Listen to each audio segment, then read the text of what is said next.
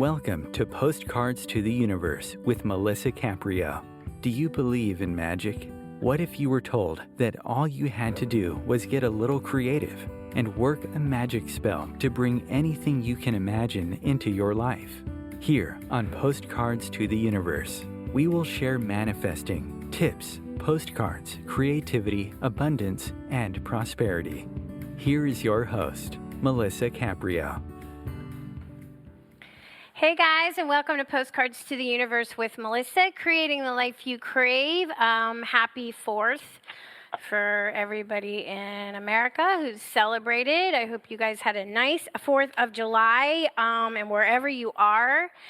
I hope you're staying cool and hydrated in South Florida, and it is hot here, let me tell you. It's boiling. So I know it's boiling kind of in a lot of places, so I hope you guys are staying cool and hydrated. I have a really cool guest today. She's author Marsha Vanwynsberghe, and she's going to join me in just a few minutes. She's a 6-time best-selling author, and she's going to be sharing her story with us, so I'll bring her out here in just a few. To my regulars, I always like to say thank you so much. Keep coming back. I love that you guys keep listening to my show. Really appreciate it. And if you're tuning in to me for the first time, I want to give you a big warm welcome. Thank you. I hope you keep coming back. And just an FYI, you can always catch the show if you miss it live on the replay. There's always a replay uploaded on OMTimes. And also, I put a podcast on my website, Postcards to the Universe. So a little bit about me. I am an artist, I'm a photographer, and I'm an author.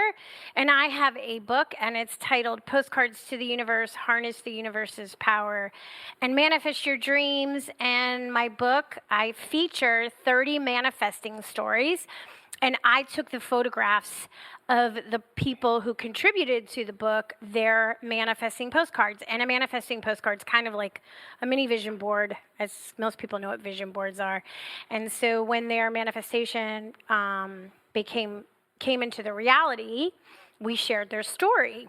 So that's in the book. And in the book, I have all these exercises, and it helps us get clear on what it is we want to manifest. And then there's a lot of fun tools and tips to do in manifesting more abundance in, the areas of money and health and love and career. So that's all in the book too. So if you're interested, please go to your favorite bookstore or online and grab yourself a copy. I keep asking each week, and I will keep asking every show to please send me a manifesting postcard. They're super fun to make and not as hard as people think they are. And if you want to learn about how to do that, just go to postcardstotheuniverse.com. Check it out. I tell you how to do it. And also, if you sign up for the newsletter, you get 2 free gifts. A postcard manifesting toolkit that tells you what supplies to get and how to create one, and also a little manifesting guide tutorial thing that I created as a gift for people who like to sign up in the Join My Movement section of my website. So if you're on Facebook too, I always like to mention I have a group. It's called Postcards of Love, and it's just a place that I like. It's public, where we share funny and uplifting stuff. I like to share a lot of cute animal stuff because I'm such an animal person. Anything that makes us feel good, that's what I want to put out in the world. Anything that makes us feel good. So I've been talking the last couple weeks because I have a workshop coming up on July 20th, which is a Thursday evening, 6 p.m. Eastern Time. It goes 6 to 8. It runs 5 weeks, and it's called Manifesting Through Gratitude, a Visual Journey. So in the workshop, we're going to cover living in gratitude. And I have found that gratitude is one of the most powerful tools that we can use to manifesting more abundance in our lives. So if you join, we're going to do writing exercises. It's online, so you can do it from the comfort of your house. There's going to be a daily visual gratitude practice. And what's really cool about this course is we're going to use our camera phones as part of it. So we're going to be photographing and certain certain areas of our life, especially the areas we want to bring more of that into our life. So we're going to be using that. And then each week, I'm going to have people create a manifesting postcard on the specific areas what we're working on. So we're going to be working on week 1 is focusing on self-love and worthiness, because if we do not feel worthy of what we want, it doesn't matter what we do. It's not coming. We have to be an energetic match for that. Week 2, we're going to talk about our health and our overall wellness. Week 3 looks at our money story and our financial abundance. And week 4, we go into our personal relationships. And our personal relationships include family, friends, coworkers, romance, of course. So any kind of a relationship. So we're going to cover that. And then the 5th and final week is going to be dedicated to a personal check-in, sharing our experiences, what comes up for us, and of course an open Q&A. And at the end of each 2 hours, each week, we're going to have some time to talk about, some things and have questions answered. And it's fun, it's going to be a lot of fun. And sometimes when you take a course, it's like, I don't know, maybe it's just me, but anytime I have a project that I've committed to, I'm really good at making sure I show up. Like I don't procrastinate like I tend to when I'm left to my own devices. So I hope that you do join me. And, my goal is for people to feel inspired to continue on their journey filled with gratitude in their lives, that have a sense of purpose and well-being in all areas of our life is the goal to finding joy. And like I said, gratitude is the most powerful and effective way to do that. So we're going to be living in gratitude for, a little while. So I really, really hope that you join me. And if you want to and find out more information, go to find, F-I-N-D, uniquelyu.com, uniquelyu, the letter U.com /Melisa Caprio. And you'll find the course. And at the end, you're going to have this beautiful visual gratitude journal. So instead of just writing, we're going to have a visual gratitude journal. And since I'm a photographer, that's totally in my wheelhouse. All right. So each week I share a magical message, because I was just talking about how I do everything visually, and I post it on social media. It's usually an image of a manifesting postcard that someone has sent me. Sometimes it's a card I find with an affirmation, and I photograph the affirmation because I love affirmations. I use them all the time. I think they're very powerful to become a new belief in our lives. So this week's is the law of abundance. And if you've never heard of this, I'll just give you a quick what that is. So the law of abundance is an abiding principle within universal laws. It is the simple fact that there is an unlimited source of everything we need or could ever want. This great abundance is already ours, infinitely available to all of us all the time. This is made up of divine energy. It is everywhere and it is in everything, and including us. We are this divine energy. Divine energy is the source of all abundance. It fills all space. So the law of abundance states that there is nowhere that it is not. So there is no lack anywhere, anytime. It is equally available to all aspects of itself, including both you and me, right? So if you really think about that, of course, that's hard to kind of conceive when we think about everything we don't have. And that's the great thing about the gratitude. This is going to help us shift into this law of abundance, because the more grateful we feel, the more things to come into us to be grateful for. So it's about changing and shifting our energy. Once we can do that, we move up, we vibrate higher energetically, and we will attract those things into our lives. You don't have to worry about the how, when, who, place, this. All you have to know is how you feel inside. So that's what we're working on. All right, so just wanted to give you that. Now, I'm going to bring on my guest today, Marsha Vanwynsberghe. This is what she calls herself, which I love it, storytelling, NLP trainer, speaker, publisher, and she's also an author and a podcaster. She is the 6-time best-selling author of When She Stopped Asking Why. She shares her lessons as a parent who dealt with teen substance abuse that tore her family unit apart. And Marsha has been published 7 times, most recently with her co-platform, Everybody Holds a Story. And she is on a mission to continue to help women and men to speak, share, and publish their stories. Through her tools, Outspoken NLP certification programs, coaching, and podcasts, she teaches the power of radical responsibility and owning your choices in your own life. She empowers people to heal and own their stories, be conscious leaders, and build platform businesses that create massive impact. I love that. So you can follow along and learn more about Marsha if you go to her website, and I'm going to spell it out to you. It's marshavanw.com. That's www.marshavanw.com. Welcome, Marsha. Thanks for being here with me today. No, thank you so much for having me. I'm thrilled to be here. Oh, I'm so excited to talk to you. Okay, so I just talked and talked, so I'm gonna give you the floor. So why don't you share a little bit about who you are and what made you get into what you're doing now? I mean, it sounds like you had some family stuff, which we all have, right? Mm-hmm. That sort of course, kind of transported you probably to where you are today. So why don't you share your story with us? Oh, thank you so much. Yes, exactly that, family stuff. I walked through some of those challenging times that I never expected or predicted. We dealt with teen substance abuse, but more importantly, my story is about me and how did I navigate through a difficult time. And I think that is one of the big misconceptions when it comes to sharing our stories is people say, but how do I share a story and leave others in integrity? And I believe you can do that. And I believe that our stories do connect us. And so as I started to find a way to move through my story, through a lot of support and help, I did not try and do it on my own. I found myself in a space where I started to share.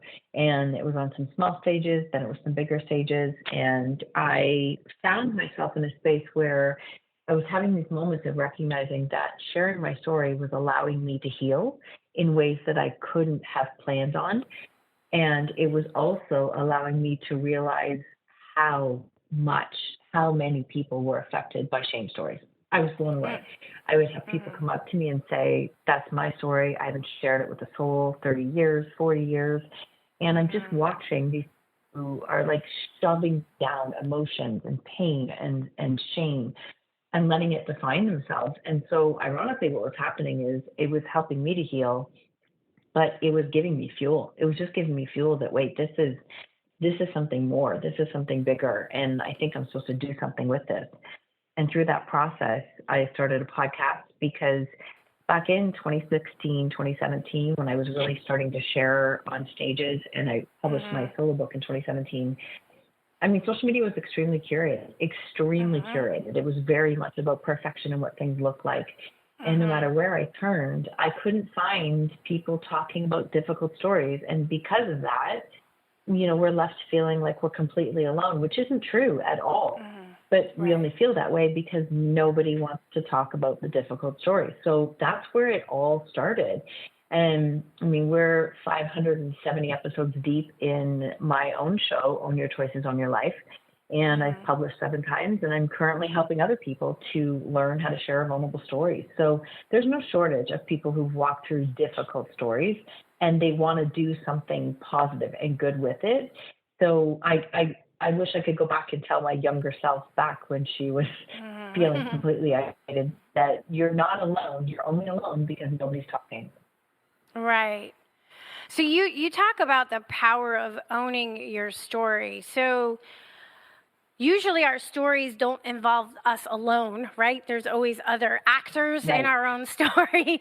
So from your example, from what I read, so you were dealing with a teen substance abuse issue in your family, right? So, but you're owning your own story. So what I found interesting about that is we are also players in other people's stories. So we have to take accountability for our role.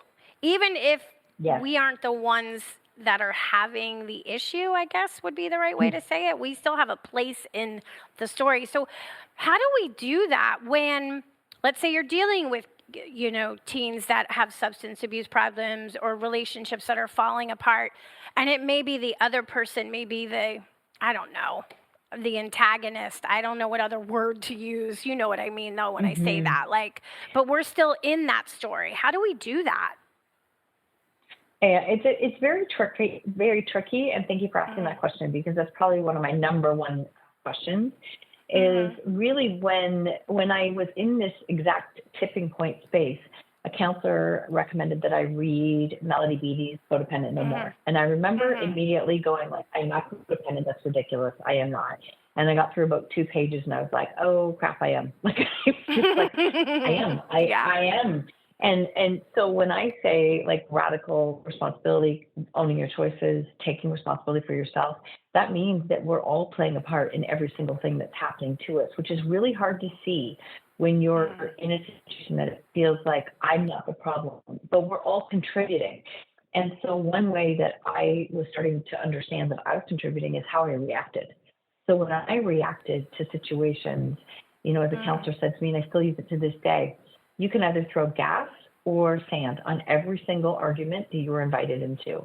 And when you're not in a very good regulated place, which I wasn't, I was literally throwing gas everywhere.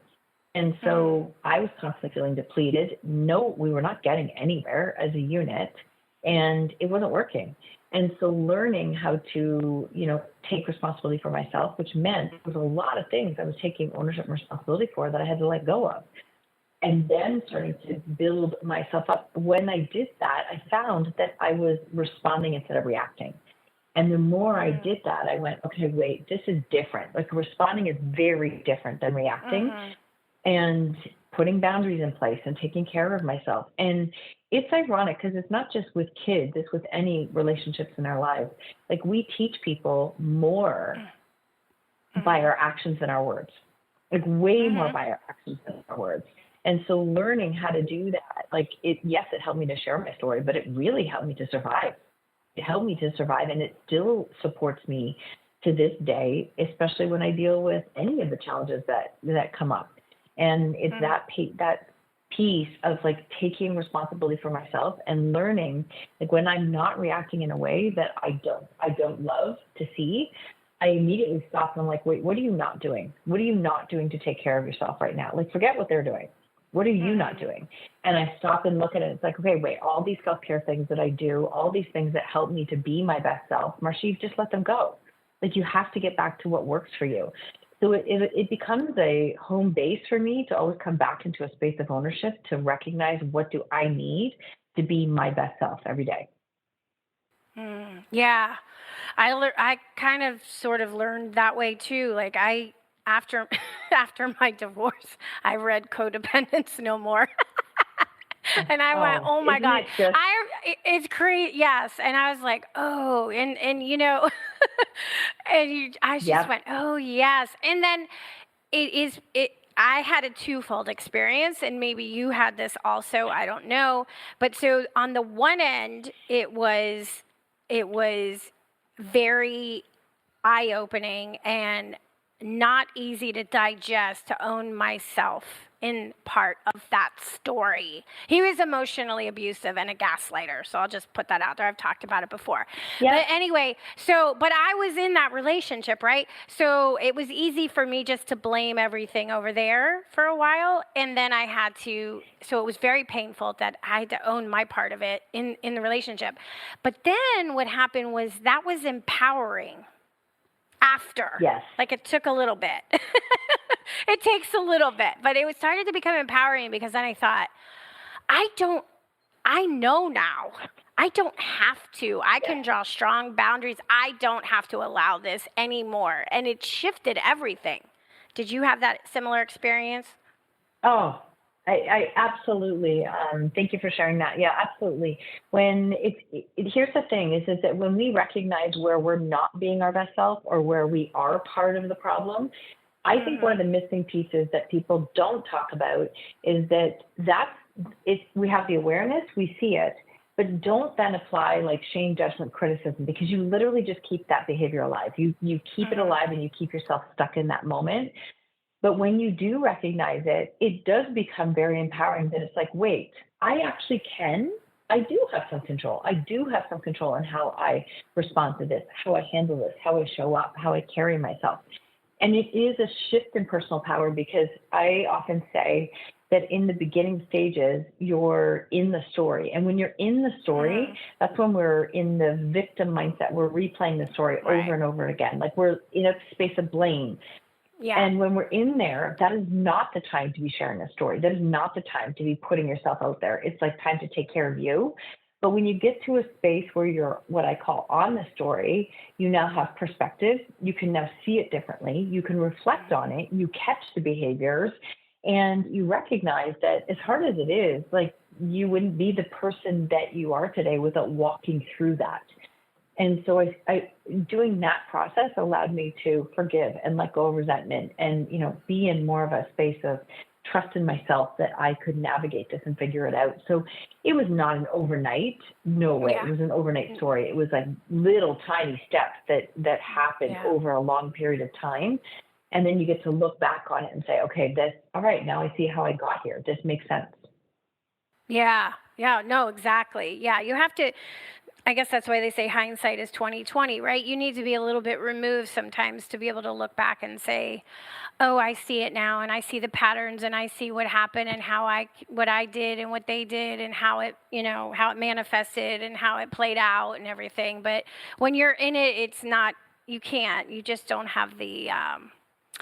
You're not removed enough from it. You're living the story. You're feeling it. It's too painful. So when you say that our voice needs to be heard, so what do you mean by that? Mm-hmm. I believe that we all have a story. That's the other question people say to me. I don't have a story, or I don't have as big of a trauma as somebody else. I think we're all walking through something that we can choose to use to help others. Like I think that there comes a point in time where the lessons that we live and learn on repeat in our life, that we actually don't need them in a way anymore. We don't need them. And by learning how to share our story, we start to connect and find the people that we're actually meant to support, to impact, to help, to make a difference. And it's really being that sense of support, the person who can guide the younger version of yourself. Like really, we're all perfectly equipped to help the younger version of ourselves. And there's thousands and thousands of the younger version of ourselves out there. And so when we learn how to share that story, you can help somebody else out, which is really powerful when you've been stuck in a shame story for a long time. And the second piece of it is it's like one of the most healing things I think to do is I grew up in an era where you didn't talk about difficult things. Like you shoved that stuff down and you didn't show emotion. It was actually discouraged to show emotion. And so I grew up with that. And now in a space, I just have such a different reflection in who I am and what I'm here to do and how I can help others. And I just think normalizing talking about difficult stories, our stories are what connect us. And so if I can help others to learn how to do that, it's an incredibly freeing feeling. It really is. It creates, what do they say? It creates a message out of mess. Like it really is taking that mess and turning it into a message. And it just feels good to do something with the worst experience of your life. That's just my take on the whole thing. Yeah, you're transmuting the pain into something more powerful, right? Yeah. And I heard this, I can't remember who said it, that our secrets make us sick. So sharing your story, I think, can be very healing, right? Not only on our emotional body, but on our physical body, because now we know that stress and pain can cause us to have disease in our body. We know that there's a correlation, right? So we know that. So our voice does need to be heard. And like you said, you got to a place where sharing your story other people have come to you and said, oh, I'm so glad you shared that. I went through something similar. I'm not alone. People like to know that they're not alone when they're going through their pain. And so I think that's really, really important. So how did you Like, okay, so you're going through this in your family dynamics. Like, what made you decide to start, like, oh, you know what? I think I need to start sharing this story. Like, how did that come about? It is a big leap. It is definitely a big leap. I'm not gonna lie there. I believe it. And it is funny when somebody says it back to me. I'm like, yeah, I often, what, I think there was something about a blind faith that I just didn't know any differently. I knew I didn't want to stay where I was anymore. And it started very, very small, in a sense that we had a very good relationship with the school, and the school said, would you mind speaking to these parents, because we actually don't know what to say. Like, we really don't know what to say. And that's where it started. And all of a sudden, I remember sitting there speaking to a group of parents and having this moment of like, wow, this actually wasn't as hard as I thought it would be. And it actually is so good to help somebody else out. And so it really started super small. And then over the course of time, one of my counselors said to me, how's that going, et cetera. I'm like, well, there's nobody talking about these difficult things in life. And I remember her saying, maybe that's because you're supposed to. And it was this moment of like, that's crazy. And what if that's true? Like, it was just this moment, I could feel a light switch go on, that what if that's true?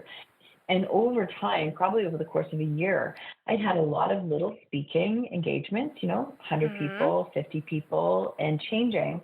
And then I was approached by our CBC radio station asking if they could do an interview. And I thought, okay, that's fine, because nobody listens to CBC radio. And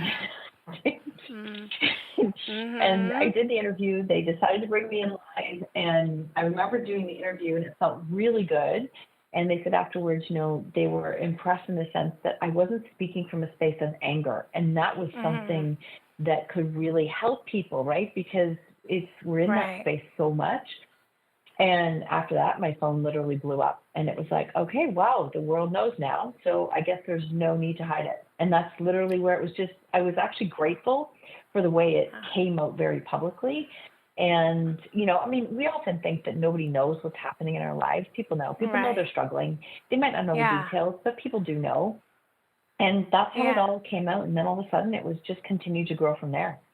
Oh, my God. I love that. Okay. So I just looked at the time. We're going to take our break here because I want to talk about I know what radical responsibility means, but I don't know if a lot of people know that term. So I want to talk about that when we come back. So guys, stay tuned. And Marsha and I will be back in just a few minutes.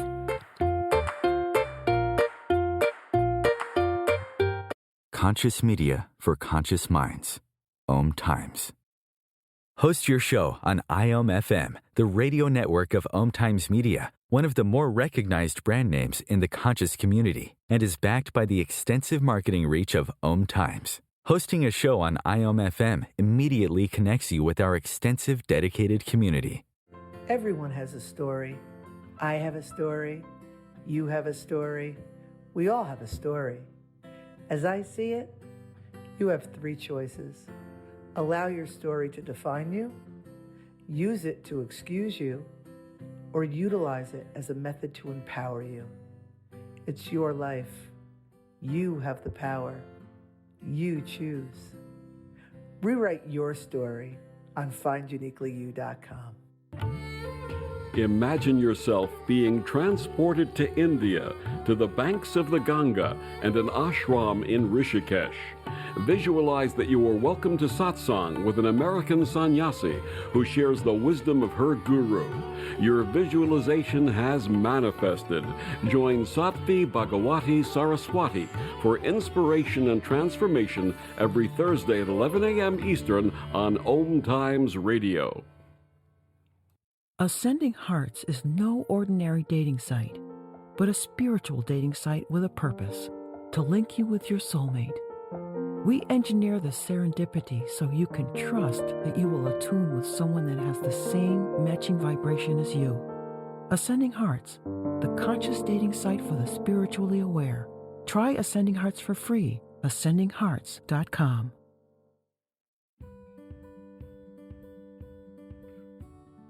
Hi, I'm Melisa Caprio from Postcards to the Universe, creating the life you crave. Do you believe in magic? What if I told you all you had to do was get a little creative and work a dream spell to bring anything you can imagine into your life? Well, guess what? I've got the spell for you. Postcards to the Universe, a global movement for manifestation, is a casting magical tool for you to use whenever you want. How does living in passion sound to you? Join me in my movement where you get to create in the magical playground. Let's think outside the box and do some playful conjuring. By casting out our desires with a manifesting postcard, we explore our hearts and allow the alchemy of our dreams to appear. And don't forget to tune in each week here on OMTimes Radio with my show, Postcards to the Universe, Creating the Life You Crave at 4 p.m. Eastern Time. I share tips on creativity, abundance, and prosperity, and you will be introduced to the coolest guests, trailblazers, mystics, and creatives who enrich our lives.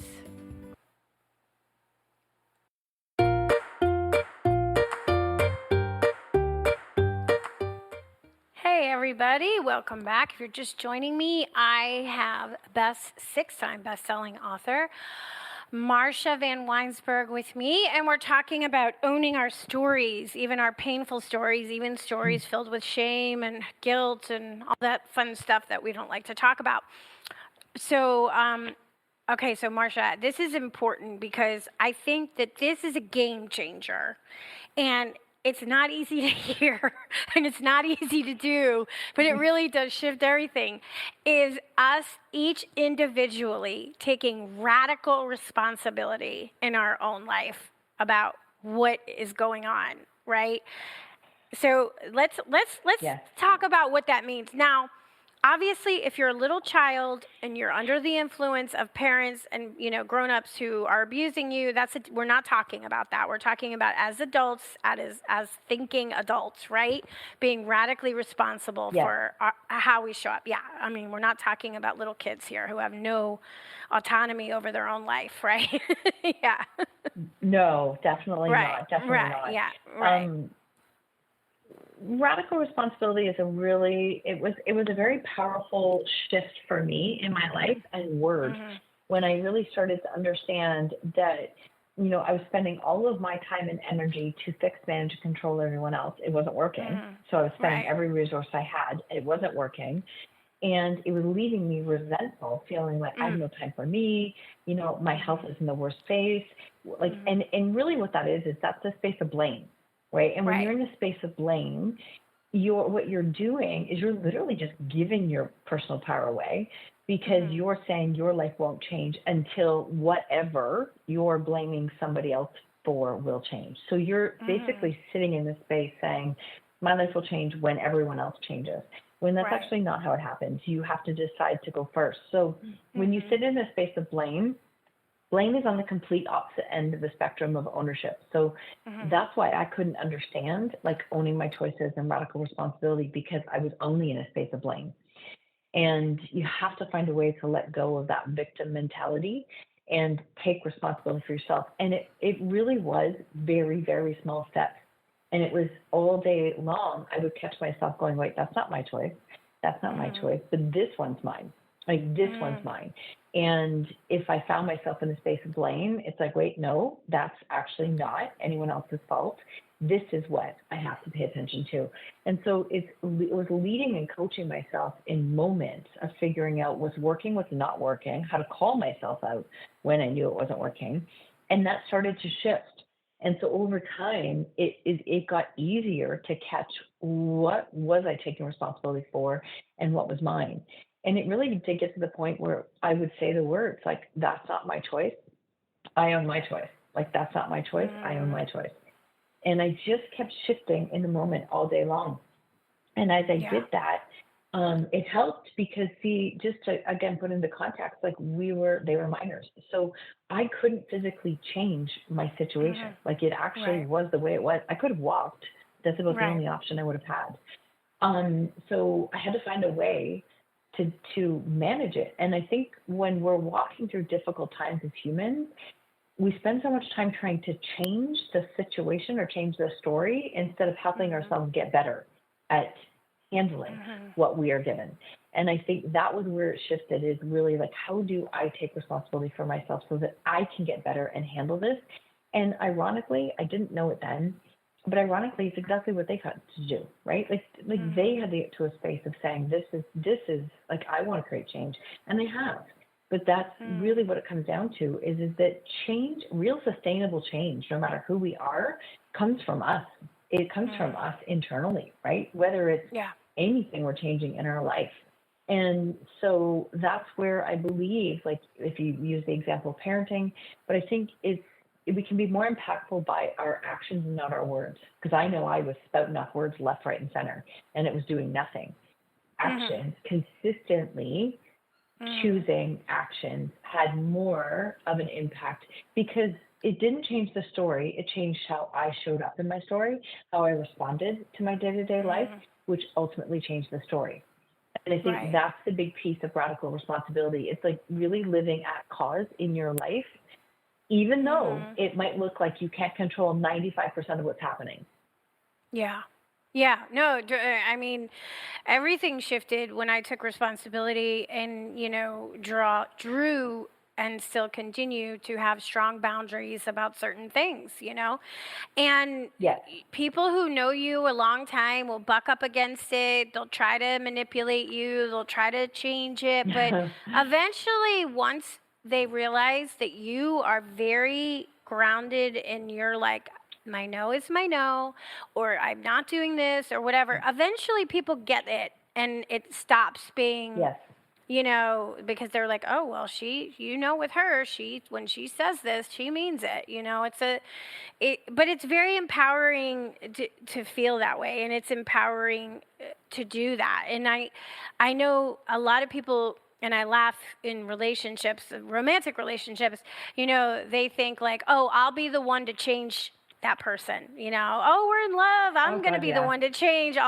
They've showed you everything you need to know about who they are. But okay, you want to go in and think that you're going to go change it. Because we know we cannot change anybody else. We have to change ourselves. And what happens is when you do that, the situation has to change because you've changed the energy and the dynamic, whether it's with your children, with your spouses, with lovers, with coworkers, it doesn't matter. Something will shift, and that's just kind of what happens. And it's very enlightening and empowering when when you see it in action, right? It is. It's actually, it's really hard to explain, but exactly what you're saying is that you see it in action. It's like, wait, this is actually working. And it creates a feedback loop for you to keep going. And when you said the word boundaries there, which I have like multiple podcast episodes on boundaries because it's an incredibly important topic. And the people, right, who will be triggered by your boundaries are the ones who benefited by you not having any in the first place.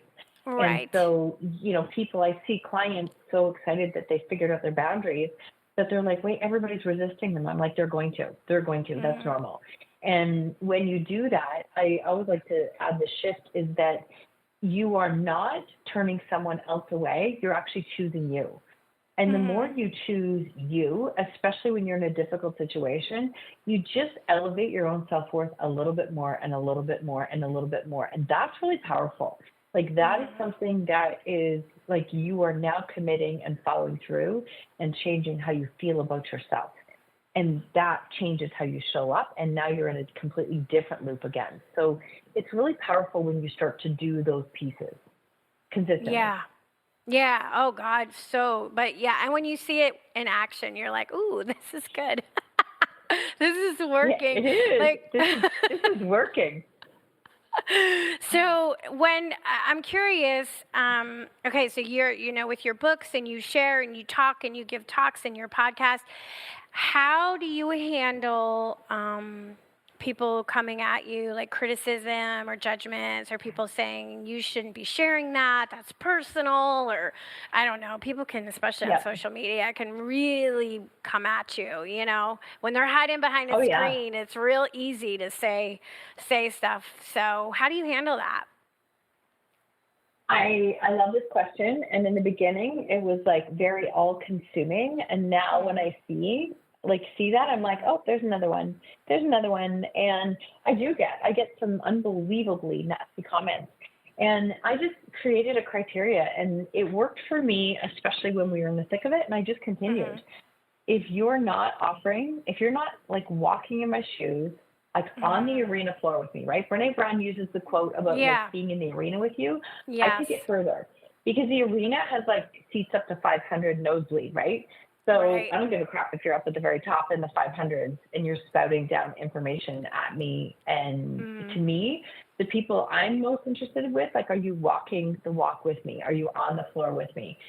And that's my criteria. And that meant that there were times I had to cut family out because I'm like, wait, you're going to spout information, but you're not here walking with me every day. So I'm actually not interested in your opinion. And I would say that I'm not interested in your opinion.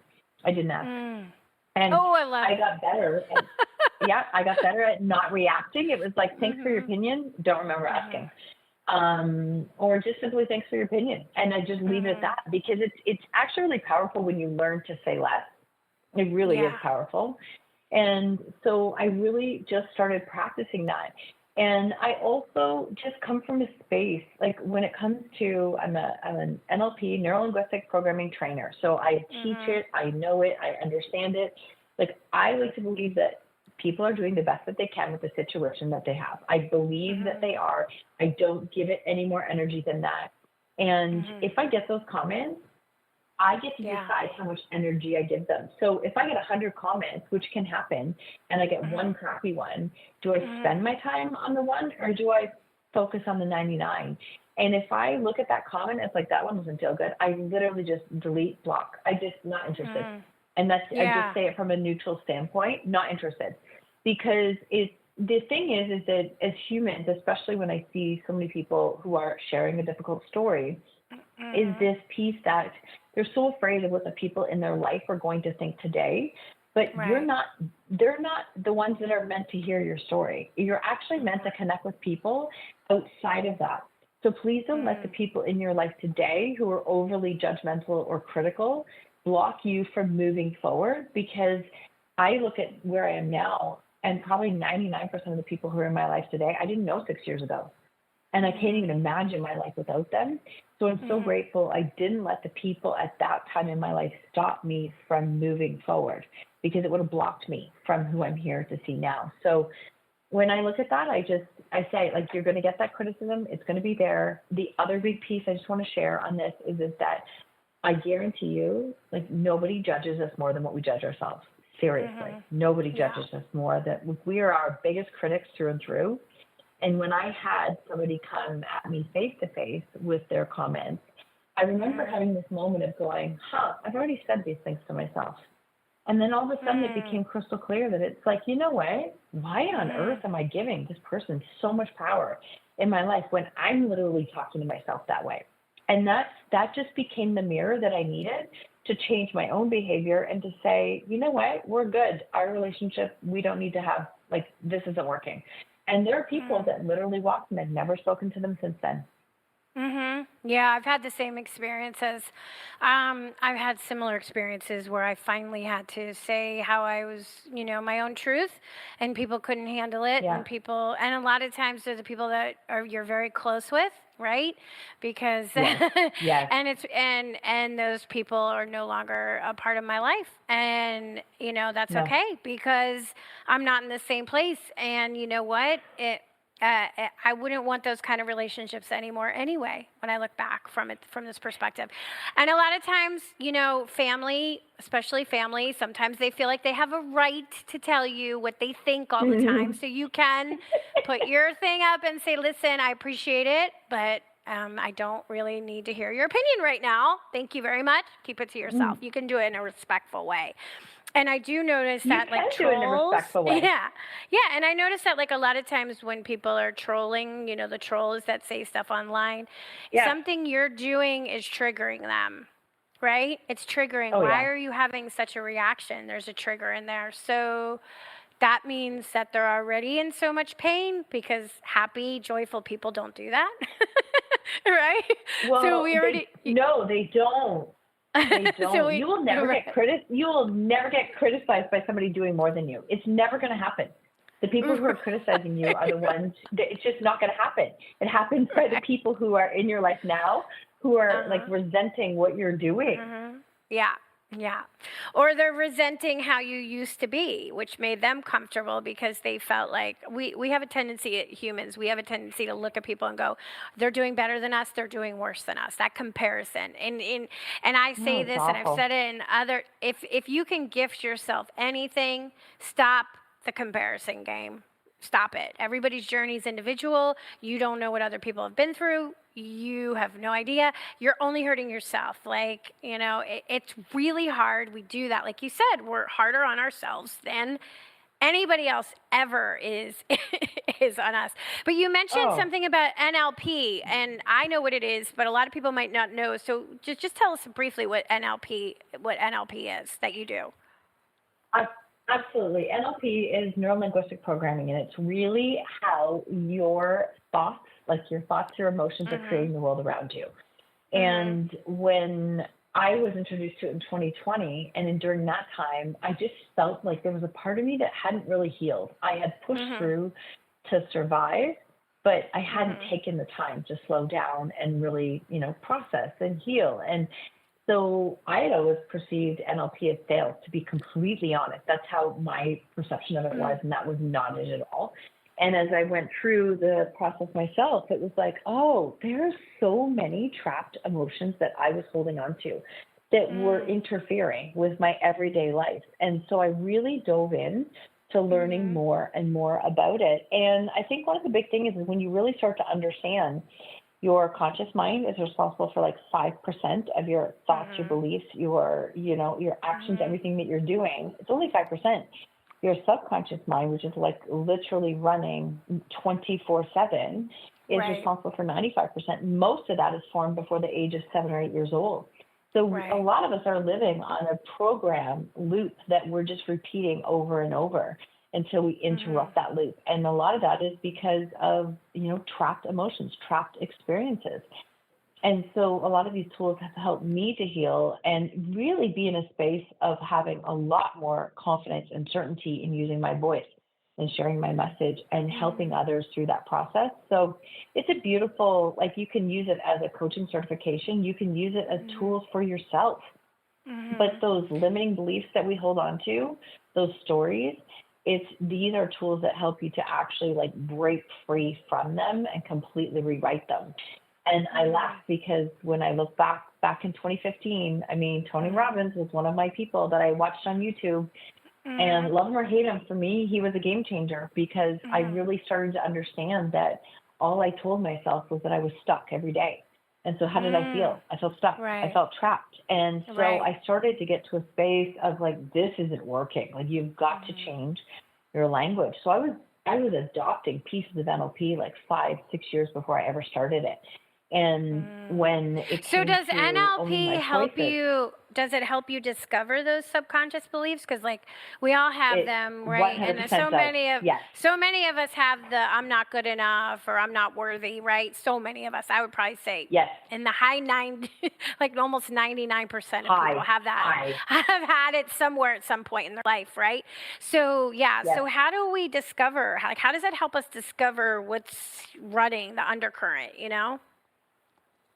Well, there's a whole toolbox of tools that you can use with NLP, but one I'll give for an example, a lot of people refer to hypnosis, right? Hypnosis is a way of speaking to your subconscious mind with the world that you're creating. But one of the other things, there's EFT tapping, there is time techniques, and time techniques sound so out there, but it is so powerful because our subconscious mind holds on to every single thing. It remembers everything. We just filter it because if not, our mind would explode. And so when you really are in a space of working with the subconscious mind, you can actually use time techniques. And we hold on to emotions in the order of anger, sadness, fear, shame, hurt, and guilt. And we hold on to our emotions in that order. And so what can happen is when you can do something like a time technique, you can go back to a time where you consciously don't remember it, but you subconsciously do. And they can be a trigger point for that anger. And then all of a sudden you can start to remove that anger. You can start to pull different lessons from that anger. And then it's sadness, and you start to change that. So you're actually changing the root trigger. Because a lot of times, you mentioned it earlier, we have these triggers online. We have triggers that happen We think the trigger is the problem. The trigger is not the problem. The trigger is representing something that we have held on to for a very long time that we probably subconsciously don't even realize. And so when you can change the root of the emotion and of the trigger and of the limiting belief, you can learn how to let that go and rewrite it. And all of a sudden, the triggers that have been exhausting you for most of your life, you're like, oh, they don't have the same charge. It's like they don't have the same charge anymore. Because you can pull the lessons and extract them, and now you can see. Like I can look at, I wouldn't be the person I am today without walking through those challenges. Right. Were they difficult? Of course, but it's who I am today, and I'm proud of that. And I think it really starts to change and allow us to actually heal. So do you work one-on-one with clients? Because I know one of the questions, which I love that you had, was what some of your favorite client wins when it comes to sharing your stories. So can you share a little bit about that? Yeah. Yes. Go ahead. I definitely work one-on-one with some clients, and I've helped authors to write their stories. I always say one of my absolute favorite stories, and she's not a client, but I have helped her to write her story, not a current client. She is from Africa. Her name is Sembeka, and she actually connected with me for my podcast back in 2019. And when I knew we were going to publish a collaborative book called Owning Your Choices in 2020, I reached out to her. Her and I would connect all the time. She was very clear to tell me she was a survivor of human trafficking. She was not a victim. And I knew she spoke my language, and I just connected. And we actually were able to get her chapter funded. We were able to help her write her whole chapter. She shared her story. We shipped boxes to Africa. She has been speaking, starting a foundation, doing these pieces of like sharing a story as a survivor of human trafficking. She said, we have people at the UN speaking all about trafficking, but none of them have ever walked it. None of them have ever experienced it. We need speakers who've actually lived through an experience like this. So she's still one of my favorite stories, and we still stay connected on social media. So yeah, I definitely work with clients, and sometimes it's like navigating some of these emotions and these stories all the way up to, please help me write my book, and how do I put these big emotions and these big stories together? So that's the work that I get to do. And I mean, it's not for everybody, I know, because people sometimes laugh in my world and thinking like, that is heavy stuff, and it just lights me up. I love this kind of work. Yeah, because really what the part of it that's lighting you up is the healing part of it. It's the healing tonic that you're adding to what happened. That's what the part that's lighting you up. But yeah, it is heavy stuff. Now, if people are listening, do you have something on your website like that we can like look, like a little quiz or something that we can take if we want to see if we have our own story blocks in our own story? Which I want to take your quiz. Yes, I do. It's a free quiz. Yeah, it's a great quiz. Actually, it's a free quiz. Yeah, it's a free quiz, and it's really powerful because as you go through it, you answer the questions. We all have one dominant block. You probably have pieces of all of them. Right. But there's the blocks to owning your story. So fighter, perfectionist, hider, victim, or people pleaser. And you go through and you get your results, it will also give you an EFT tapping to support you with that block, so that you get a 10-minute tapping that you could do multiple times. And I would encourage you, I've had people do it, and I'm like, just stay consistent, do it consistently for even the next 2 weeks and tell me how you feel. And they're like, I cannot believe how different I feel, because you're literally changing the charge and the trigger inside the body. And it's a big step to healing. So yes, that is on my website. That is in my links. It's very powerful. It is. I'm going to do it too, because I'm sure there's still blocks.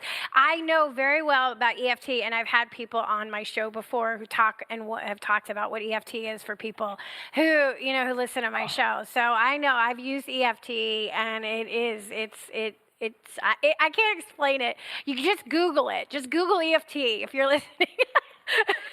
It's like, It's hard to explain, but it's like full body acupuncture at once. You're really affecting the body through the meridians, and it really is powerful. It really, really is. Marsha, we only have like a couple of minutes. Is there anything that you want to share with us that you feel is really important, before we wrap up? I think I want to say that, like, no story is too small. Everybody has a story. Yours is as valuable as anyone else. It doesn't have to be majorly traumatic for it to be a story that can make an impact. You all have something, everybody has something to contribute. And when we can do this, we can start to create a culture that we're not so divided, we are not so alone, and that we can all be a source of support for each other. So I believe we all have that within us, and we are all capable of doing it. Even if it's a small stage, that you might be listening and going, there's no way I'm going to do what she's doing today. You don't have to, but I can tell you this, if you're holding on to your story as your identity, it is blocking you from living the life that you're meant to live. It really is that simple. It is blocking you, and that is, you deserve more than that. And so tell everybody your website again so we can find out more about you. Yep, my website is marshavanw.com. I made it super easy because I have a very long last name. And so everything on social media is Marsha Vanwynsberghe. Yeah, I know I do. I know, but it's Marsha Vanwynsberghe, and right? Yeah. And you're able to connect through there and be able to do that. The quiz is right on the homepage. Love it. Thank you so much, Marsha. It was such a delight talking to you. And guys, check out my workshop, Manifesting Through Gratitude, A Visual Journey, starting July 20th at finduniquelyyou.com. Thank you guys for listening to Postcards to the Universe with Melisa, creating the life you crave. And I'm wishing everyone a wonderful week filled with joy, abundance, and love. Peace.